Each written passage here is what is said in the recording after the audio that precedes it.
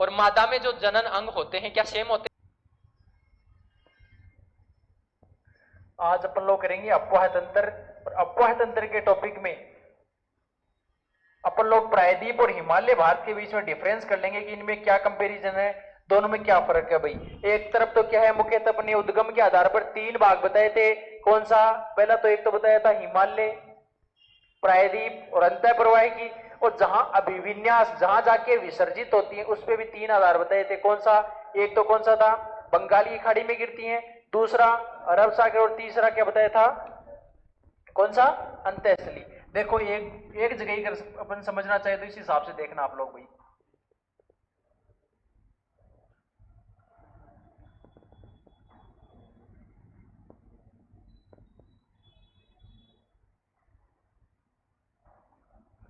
एक तो क्या है भाई, आपका मुख्यतः हिमालय क्षेत्र है। ये क्या है? पूरा हिमालय क्षेत्र। एक तो आपके हिमालय से नदियों का उद्गम होता है। किससे होता है भाई? हिमालय क्षेत्र। एक तो ये तो उद्गम के आधार पर बता रहा हूं। एक तो हिमालय मुख्य जहां से उद्गम होता है, और दूसरा कौन सा है भाई आपका? ये पूरा प्रायद्वीप भारत है कि नहीं है भाई? प्रायद्वीप पठार, इससे उद्गम होता है। दो मुख्य भाग है किससे? उद्गम के आधार पर। वैसे तो अंतः प्रवाह भी है, पर अंतः प्रवाह की गिनी चुनी एक या दो ही नदियां हैं। उसके अलावा विसर्जन के आधार पर भी देखें तो गंगा, इधर भी देखें तो ब्रह्मपुत्र का यहां से होकर कहां? बंगाली खाड़ी में। गंगा का भी कहां होता है? बंगाल की खाड़ी में। सिंधु नदी देखें तो सिंधु नदी का भी कहां होता है? अरब सागर के अंदर होता है। तो मुख्यतः है जहां जाके अभिविन्यास या विसर्जन के आधार पर देखें तो दो टाइप है। एक तो कौन सा है अभी आपके? एक तो इधर हो जाएगा कौन सा? बंगाल की खाड़ी। और दूसरा कौन सा हो जाएगा भी आपके? अरब सागर। कौन सा हो जाएगा? अरब सागर। ये दो टाइप हैं जिसके आधार पर अपन नदियों को क्या बांटते हैं कि एक तो उद्गम के आधार पर, और एक किसके आधार पर होता है भाई आपके? अभिविन्यास के आधार पर, विसर्जन के आधार पर। मैंने कल बता दिया था उद्गम के आधार पर कितने भागों में बांटा है भाई, और उद्गम के आधार पर तीन कौन से थे? एक तो कौन सा था? हिमालय पर्वत, दूसरा प्रायद्वीपीय पठार, और तीसरा कौन सा था अभी आपके? कौन सा था? अंतः प्रवाही। प्रवाही। अब दूसरा टाइप बताया था मैंने, ये तो क्या है? जहां से नदियों का उद्गम होता है, जहां से नदियां निकलती हैं। और दूसरा वाक्य बताया था जहां जाके विसर्जित होती है। दूसरा मैंने बताया था अभिविन्यास के आधार पर। किस आधार पर भी आपके? अभिविन्यास के आधार पर। अभिविन्यास के आधार पर। किस आधार पर? अभिविन्यास।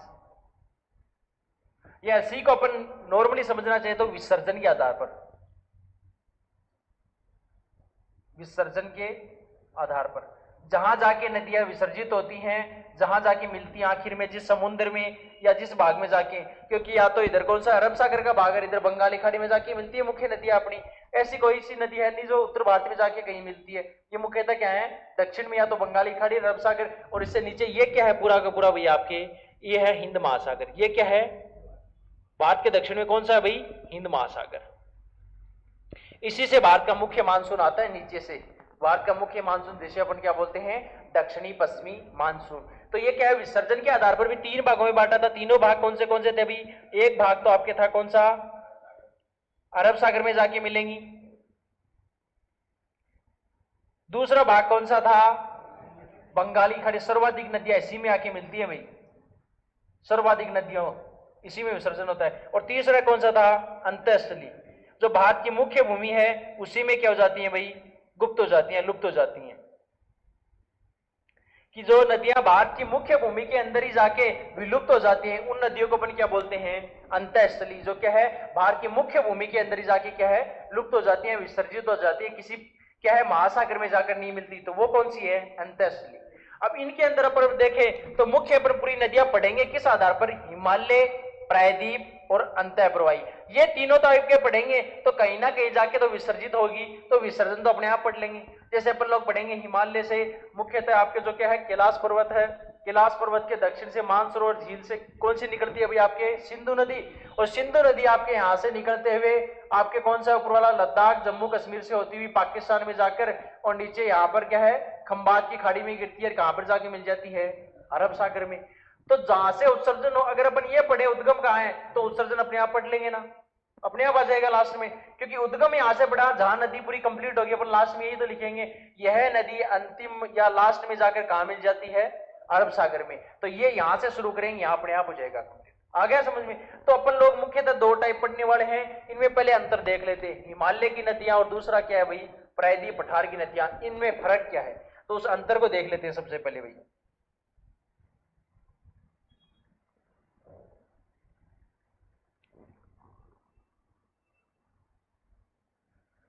पहली कौन सी नदी है भाई आपके, इधर लिख लेते हैं हिमालय पर्वत, एक तरफ तो क्या हो गया, हिमालय पर्वत की नदियां, पर्वत की नदियां, या हिमालय पर्वत का अपवाह तंत्र, ऐसे भी बोल सकते हैं अपन, हिमालय पर्वत का अपवाह तंत्र, अपवाह तंत्र।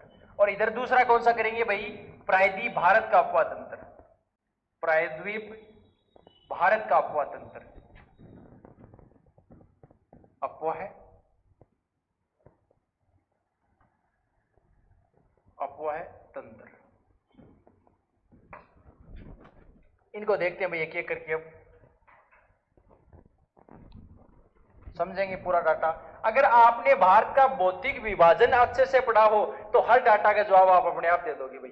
हिमालय के अंदर अपन कौन सी नदियां पढ़ेंगे भाई, जिनका उद्गम कहां पर हो, हिमालय में। तो पहली बात तो बेसिक ही होगी कि यहां हम, या यहां हम हिमालय से होने वाली, हिमालय से उद्गम होने वाली, उद्गम होने वाली, उद्गम होने वाली नदियों के बारे में पढ़ेंगे, नदियों के विषय में पढ़ेंगे, नदियों के विषय में पढ़ेंगे, या ये नदियों के विषय में पढ़ेंगे, या इस भाग में हिमालय से उद्गम होने वाली नदियां आती है। इस भाग में कौन सी नदियां आएंगी भाई आपके, इस भाग में प्रायद्वीप भारत से उद्गम होने वाली नदियों के बारे में पढ़ेंगे, उद्गम होने वाली नदियों के बारे में पढ़ेंगे, नदियों के विषय में पढ़ेंगे,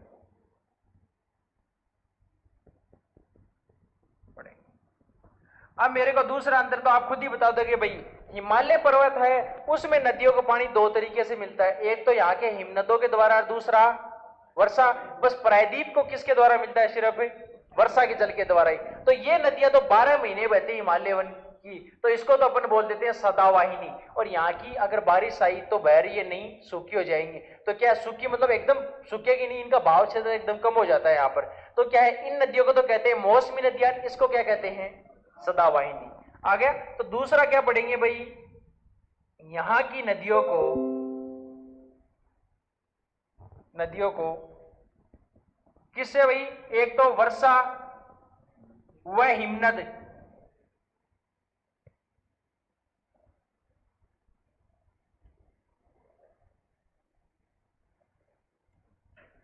वर्षा व हिमनद दोनों से जल मिलता है, दोनों से पानी मिलता है, पानी मिलता है। अतः ये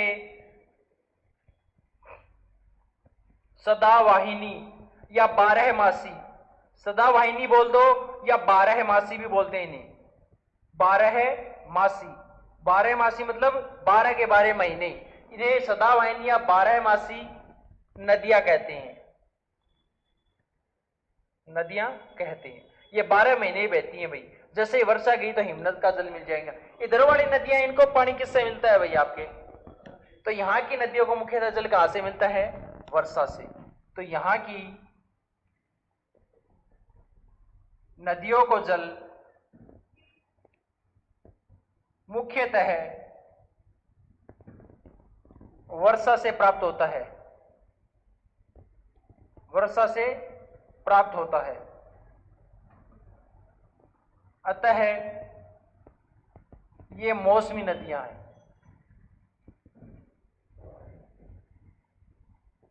ये वाली नदियां क्या है भाई, मौसमी है, क्योंकि इनको जल किससे प्राप्त होता है भाई, आपके वर्षा से जल प्राप्त होता है भाई आपके। पहला डिफरेंस हो गया इनके बीच में भाई, दो डिफरेंस देख लिए अपन लोगों ने। अब मेरे को आगे ये बताओ भाई, जो हिमालय की नदियां हैं वो बढ़ापत तय करती हैं या अपने प्रायद्वीप भारत की? तुम बाई डायग्राम ही समझ सकते हो कि ये नदी यहां से चली और कहां पे जाके बह रही है, ये नदी कितना बढ़ापत तय करी है ये नदी। और प्रायद्वीप भारत की तो यहां से कल सुबह से निकली और कल सुबह से निकल के सीधा बंगाली खाड़ी, यहां महाबलेश्वर से निकली बंगाली खाड़ी, कावेरी यहां से निकलेगी काबर बंगाली खाड़ी। तो ज्यादा बढ़ापत कौन तय करनी है, हिमालय की। तो यही कंपैरिजन अपन आगे लिख देंगे कि क्या है, हिमालय की नदियां वो तो क्या करती हैं भाई, आपके बढ़ापत तय करती हैं, लंबी होती हैं। और आपके जो प्रायद्वीप भारत की नदियां हैं वो इनके कंपैरिजन तुलनात्मक छोटी होती है, एकदम छोटी नहीं होती, तुलनात्मक रूप से छोटी होती है। तो वो अपन लोग देख लेते हैं। तीसरा अंतर देखेंगे, हिमालय की नदियां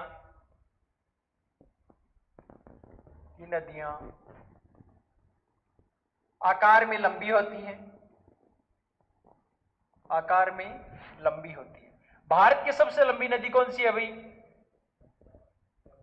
कौन सी, बढ़िया शाबाश। और सबसे चौड़ाई वाली, सब बढ़िया।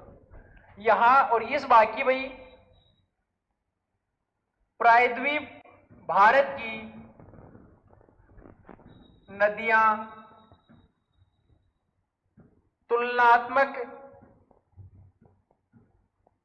तुलनात्मक रूप से छोटी है भाई, तुलनात्मक रूप से छोटी है, तुलनात्मक रूप से छोटी है भाई। किससे छोटी है भाई, हिमालय की नदियों से तुलनात्मक रूप से छोटी है, वैसे छोटी नहीं है।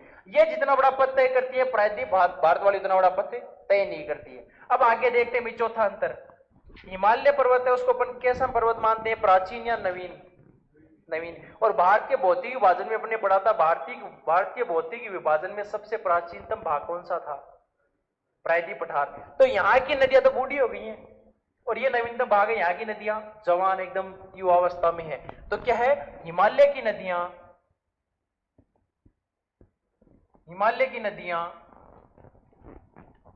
युवावस्था में है।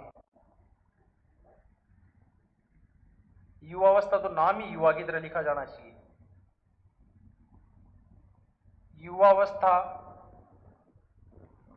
युवावस्था में है। और यह भाग इधर वाला, यह भाग प्राचीन होने के कारण यहां की नदियां प्रौढ़ावस्था में है, बूढ़ी अवस्था में है, प्रौढ़ावस्था में है। ये नदियां बूढ़ी हैं भाई इधर वाली, क्योंकि ये प्राचीनतम भाग है, और उधर वाली नदियां युवा नदी है। उसके अलावा अगर अपन आगे देखें तो भाई इसके अंदर और एक अंतर देख सकते हैं, यहाँ की नदियां की अपर्दन क्षमता अधिक है, कौन सी की, हिमालय की। इसका कारण क्या है भाई, हिमालय में नदियों को किससे पानी मिलता है, वर्षा से भी, हिमनद से भी। तो इनका बहाव क्षेत्र क्या होगा भाई, तेज बहाव क्षेत्र होगा। तेज बहाव क्षेत्र होगा तो ये अपने साथ क्या लेके आएंगी, बहुत अधिक मात्रा में मिट्टी, कंकड़, पत्थर। तो ये तो हो गया अपर्दन। एक होता है निक्षेपण।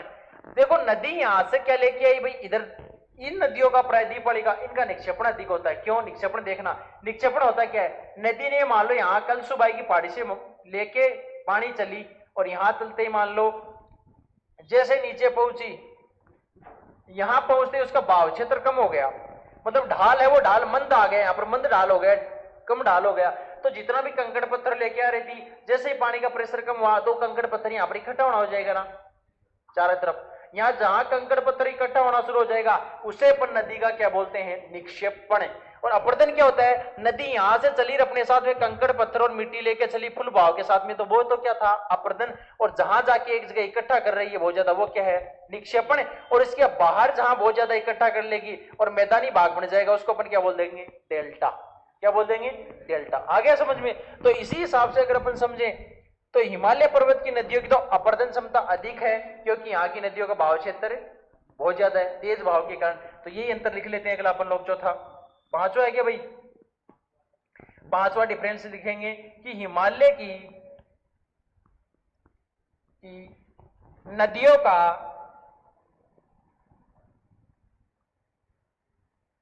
अपर्दन क्षेत्र अधिक होता है। उसका कारण आपको पता चल गया, क्योंकि यहां पर पानी का बहाव क्षेत्र अधिक होता है। और इसके अंदर लिखें तो यहां लिखेंगे यहां की नदियों का निक्षेपण क्षमता अधिक होती है। निक्षेपण क्षमता अधिक होती है, अधिक होती है। आ गया अभी समझ में आपको? ये मुख्यतः क्या है, 5 अंतर हो गए अपने किसके, हिमालय और प्रायद्वीप के बारे में। इनको एक बार चर्चा कर लेते हैं, वापस देख लेते हैं। यहाँ की नदियों का उद्गम कहां से होता है? मुख्यतः इसमें कौन सी पड़ते हैं? हिमालय की नदियां, इसमें प्रायद्वीप की। यहाँ की नदियां वर्षा और हिमनद दोनों से जल प्राप्त करती है, तो 12 महीने बहती है, 12 मासी सदाबहानी। यहाँ की नदियां सिर्फ वर्षा से जल मिलता है, तो मौसमी नदियां।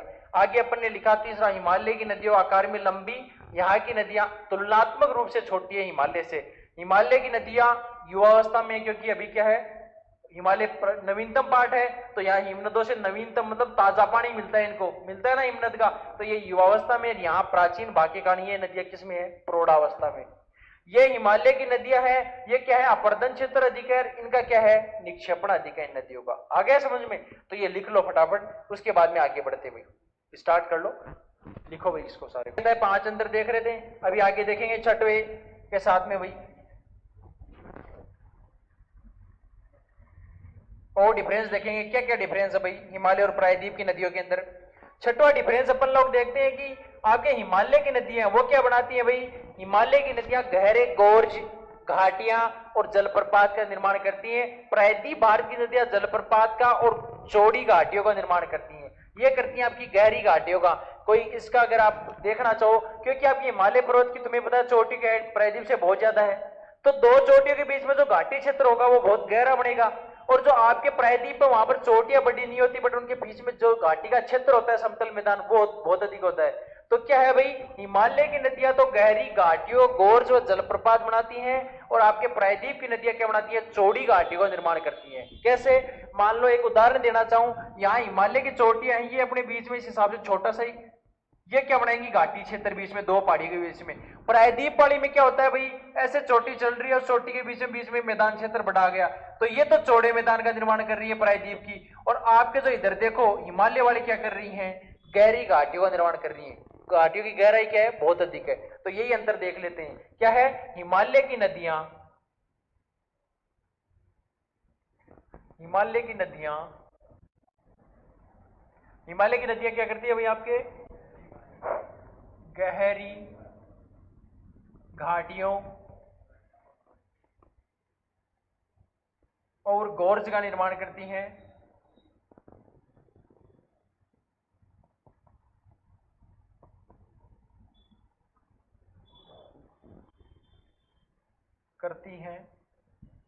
और जल प्रपात का निर्माण करती हैं, और जल प्रपात का निर्माण करती हैं।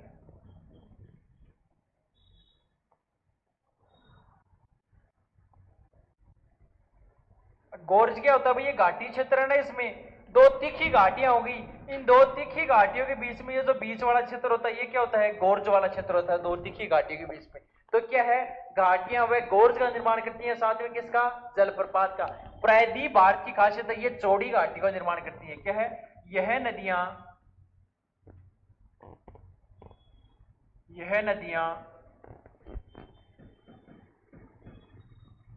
चौड़ी घाटियों का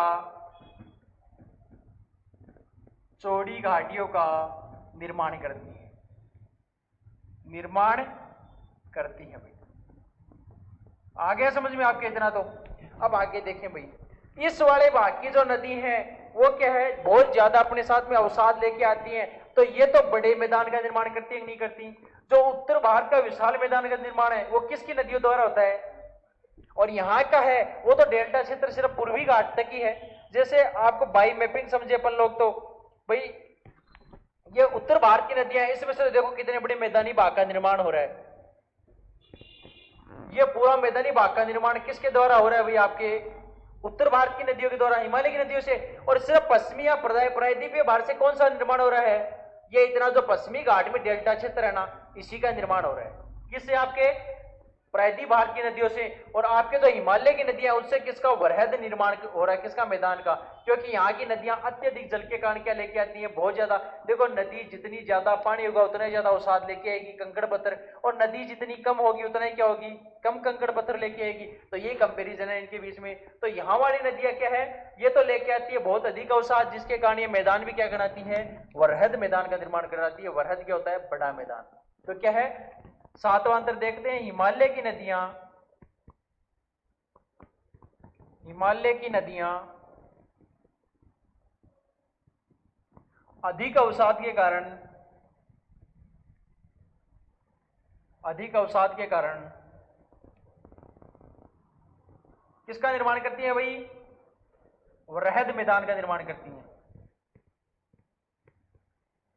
वृहद मैदान का निर्माण करती हैं भाई, निर्माण करती हैं। और इधर अगर अपन देखना चाहें, ये वाली नदियां क्या करती है भाई, हिमालय प्रायद्वीप की, ये नदियों में बहाव क्षेत्र या कम होता है, जिसके कारण ये अवसाद भी कम लाएंगी। अवसाद कम लाएंगी तो ये सीमित मात्रा में किसका निर्माण करेंगी, मैदान का निर्माण करेंगी। क्या है, यहाँ की नदियां, यहाँ की नदियां कम अवसाद के कारण, कम अवसाद के कारण किसका निर्माण करती है भाई, सीमित मैदान का निर्माण करती है। किसका, सीमित मैदान का निर्माण करती है, सीमित मैदान का निर्माण करती है भाई, निर्माण करती है। अब आगे देखते हैं भाई, दो अंतर तो हो गए, आगे इन दोनों में अंतर देखते हैं भाई।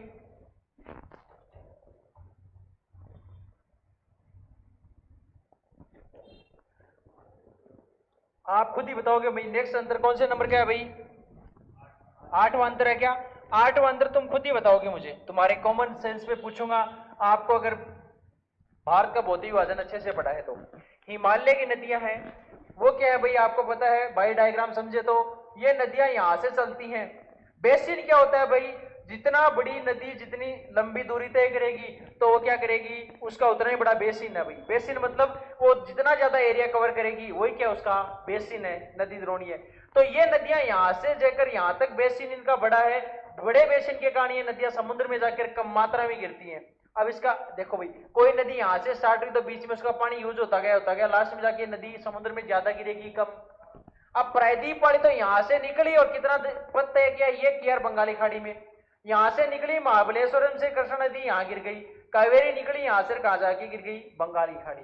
तो ये तो कम पद तय कर रही है, तो इसका पानी तो सीधा कहा जा रहा है पूरा समुद्र में, और इनका पानी कंपैरिजन क्या जा रहा है, कम जा रहा है। क्योंकि यहां से पद तय कर रही है तो भारत ले लिया काम, पाकिस्तान ने ले लिया, अंत में जहां तक पहुंची कुछ पानी जमीन भी तो सोखती है ना, तो लास्ट में समुद्र में जाके इन पानियों का क्या है, कम मात्रा में गिरता है। इन नदियों का सारा पानी अधिकतर किस में गिरता है, समुद्र में। तो वही अंतर है आगे, क्या है कि आपके हिमालय की नदियों का, हिमालय की नदियों का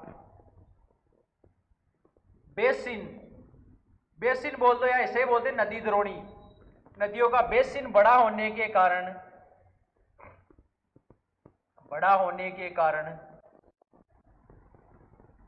कम मात्रा में समुद्र में गिरती है, समुद्र में गिरती है।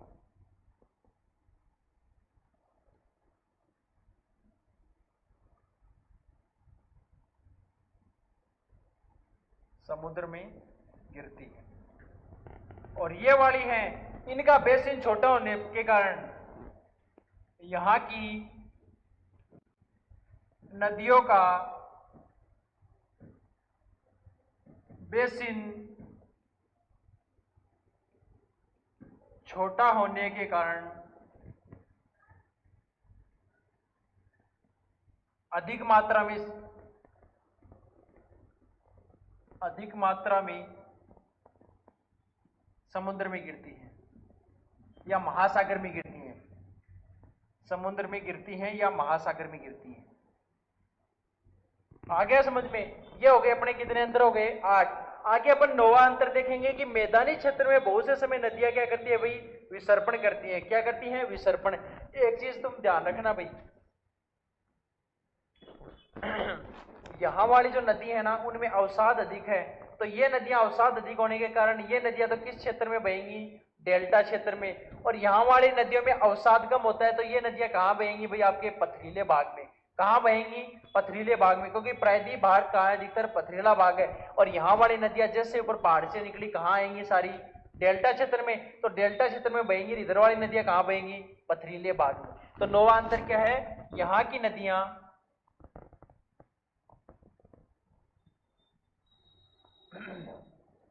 अधिक अवसाद के कारण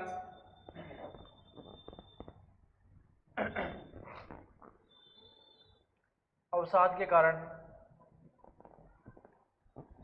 डेल्टा का निर्माण करती हैं। आ गया समझ में। और यहां की नदियां किसका निर्माण करेगी भाई, आपके एस्चुरी। एस्चुरी बनाती है पथरीले भाग के कारण। पश्चिमी घाट तो एस्चुरी बनाता है, पूर्वी घाट वो तो डेल्टा ही बनाता है। तो यहां की नदियां क्या है, यहां की नदियां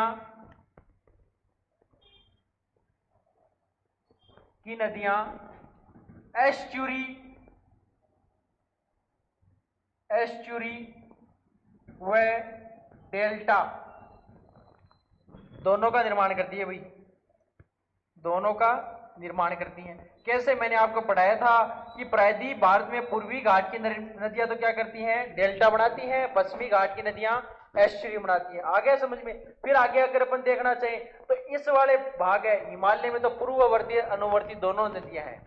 पूर्ववर्ती क्या, अपने पथ से चल के आ रही है शुरू से नदियां, और पूर्ववर्ती नदियां जाके कहां बह रही है, समुद्र में। और अनुवर्ती नदियां कौन सी होती हैं, जो इनका अनुसरण करती हैं। अनुसरण का मतलब उनकी सहायक नदियां है ना। और यहां वाली अधिकतर नदियां हैं वो कौन सी नदियां भाई, आपके जो नीचे प्रायद्वीप भारत है उसमें अधिकतर जो नदियां पड़ेंगी, पर कौन सी नदियां पड़ेंगी, आपके अनुवर्ती नदियां पड़ेंगी। कौन सी पड़ेंगे, अनुवर्ती नदियां। किसमें, प्रायद्वीप भारत में। तो इस वाले भाग में तो पूर्ववर्ती व अनुवर्ती दोनों नदियां बहती हैं, और इस वाले भाग में सिर्फ कौन सी नदियां बहती हैं, अनुवर्ती नदियां।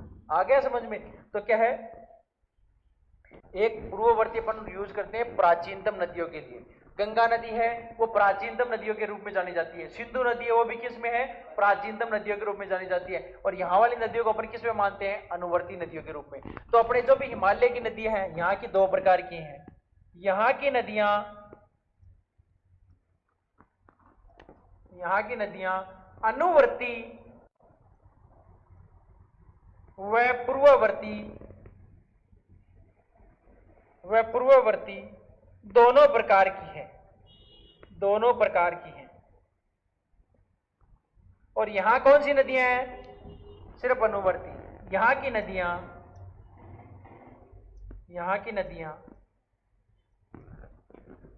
अनुवर्ती हैं, अनुवर्ती हैं। यहां की नदियां कैसी है, अनुवर्ती है। अब इसके आगे अगर अपन कंपैरिजन देखें तो 11वां कंपैरिजन ये देखेंगे भाई कि जो आपके हिमालय की नदियां हैं उसमें पानी ज्यादा है कि भाई कम है, ज्यादा। बट मेरे को ये बताओ, उन नदियों और जलप्रपातों के द्वारा अधिक विद्युत उत्पादन होता है प्रायद्वीप भारत वाले से अधिक उत्पादन, प्रायद्वीप से। क्योंकि यहाँ की प्रायद्वीप भारत की चोटियों की हाइट क्या है, कम, और जलप्रपात की ज्यादा हाइट नहीं है, तब अपन क्या कर पाते हैं भाई, आसानी से विद्युत उत्पादन। और अपने यहाँ पर हिमालय की चोटियां और जलप्रपात क्या है, बहुत ऊंचे हैं, बहुत ऊंची ऊंची घाटियां हैं, जिसके कारण इसका विद्युत उत्पादन क्या है, कम। देखो यहाँ पर विद्युत उत्पादन है तो वो मतलब क्या है, विद्युत के लिए बहुत ज्यादा क्या है, प्रायोरिटी है, बट उत्पादन अपन लोग क्या कर रहे हैं, कम कर पा रहे हैं। और जो प्रायद्वीप भारत है उसमें विद्युत उत्पादन के लिए क्षमता कम है, बट अपन उसका उपयोग क्या कर रहे हैं, पूरा कर रहे हैं, पूरा उपयोग कर रहे हैं। तो 11वां अंतर क्या हो जाएगा, 11वां अंतर है ना भाई। ये अंतर क्या हो जाएगा भाई आपके, कि हिमालय की नदियों में जलप्रपातों में जल की मात्रा बहुत है, जल की मात्रा बहुत है, परंतु विद्युत उत्पादन में इसकी पूर्ण क्षमता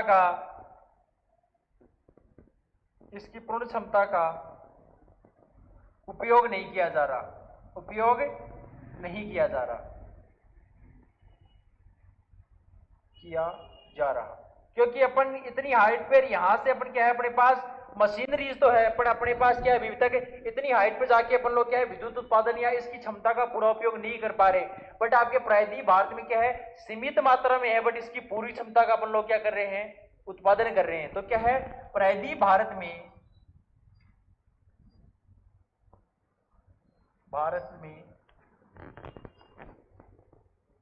सीमित मात्रा में जल है, परंतु इन जल प्रपातों का विद्युत उत्पादन में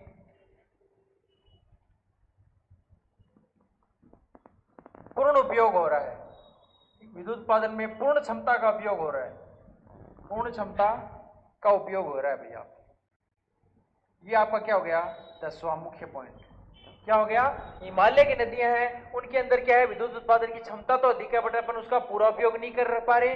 और प्रायद्वीप भारत में सीमित मात्रा में है, बट उसका अपन उत्पादन का उपयोग क्या कर रहे हैं, पूरा का पूरा उत्पादन कर रहे हैं, उसकी क्षमता का क्या कर रहे हैं, पूरा उपयोग कर रहे हैं। अब आगे देखें तो भाई बार बार ये देखेंगे कि आपका जो हिमालय की नदी है वो डेल्टा का निर्माण करती है। तो यहाँ की नदियों में तो क्या है, नौकागम्य है। प्रायद्वीप भारत है, इसमें क्या है, पश्चिमी घाट तो पूरा पथरीला है, बट कहाँ, पूर्वी घाट जहां डेल्टा क्षेत्र है वहीं पर क्या कर सकते हैं, नौकायान कर सकते हैं, नाव चला सकते हैं। तो पूर्वी जो हिमालय है वहां की नदियां तो क्या है, नौकागम्य है। और आपके प्रायद्वीप भारत है उसकी सिर्फ पूर्वी घाट की नदियां क्या है, नौकागम्य है। आ गया समझ में। तो अपन पढ़ते हैं हिमालय की नदियां, हिमालय की नदियां डेल्टा के कारण, डेल्टा के कारण नौकागम्य है, नौकागम्य है। यहाँ क्या है, पूरा डेल्टा क्षेत्र है हिमालय की नदियों में। नीचे जाओगे तो यहाँ की नदियां तो क्या है, नौकागम्य, जहां आप नौकायान कर सकते हो, चाहे गंगा नदी में नौकायान कर सकते हो, यमुना में कर सकते हो, मुख्यतः नदियों में। तो यहाँ की नदियों में आप तो नौकायान कर सकते हो। बट जब क्या है, प्रायद्वीप भारत है, इसमें पश्चिमी घाट से नदियों का जहां उद्गम होता है वहां आप नौकायान नहीं कर सकते, क्यों, वो क्या है, पूरा पथरीला है। पूर्वी घाट में नौकायान कर सकते हो, क्योंकि वो क्या है, डेल्टा क्षेत्र का निर्माण करता है। तो क्या है, प्रायद्वीप भारत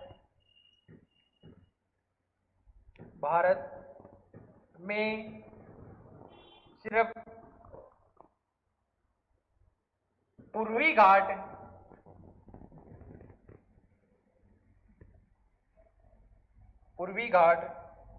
में डेल्टा क्षेत्र होने के कारण यहां पर नौकायान किया जा सकता है, नौकायान किया जा सकता है। ये लो भाई, अपना पूरा अधिकतर डाटा आपका हो चुका है। हिमालय पर्वत में अपन अधिकतर इसके डिफरेंस देख चुके हैं, हिमालय और प्रायद्वीप की नदियों में। अपन यहां से स्टार्ट किया, हिमालय की नदियां गहरी घाटियां, घोर जो जलप्रपात बनाती हैं, यहाँ की चौड़ी घाटियां बनाती हैं। हिमालय की नदियों में अवसाद के कारण वृहद मैदान का निर्माण होता है, यहाँ में सीमित मैदान का निर्माण होता है। आगे अपन ने पढ़ा था, हिमालय की नदियों का बेसिन बड़ा होने के कारण समुद्र में कम जाकर मिलती है, और यहाँ का बेसिन क्या है, छोटा होने के कारण अधिक मात्रा में किसमें गिरती है, समुद्र में। यहाँ की नदियां अधिक अवसाद के कारण क्या करती हैं भाई, डेल्टा बनाती है, और यहाँ की नदियां डेल्टा व एस्चुरी दोनों बनाती हैं। यहाँ की नदियां अनुवर्ती व पूर्ववर्ती, और यहाँ कौन सी नदियां हैं प्रायद्वीप में, अनुवर्ती। आगे देखिए अपन लोग तो 11 हिमालय की नदियों में जलप्रपात में जल की मात्रा बहुत है, परंतु विद्युत उत्पादन में पूर्ण उपयोग नहीं हो रहा है, और यहाँ कम जल होते हुए इसकी मात्रा क्या हो रहा है, पूर्ण उपयोग हो रहा है। हिमालय की नदियां डेल्टा के कारण नौकागम्य हैं, और प्रायद्वीप भारत में सिर्फ पूर्व घाट की नदियां क्या है भाई, नौकागम्य है। आ गया समझ में। लिख लो भाई, इसको लिख लो, दोनों में डिफरेंस।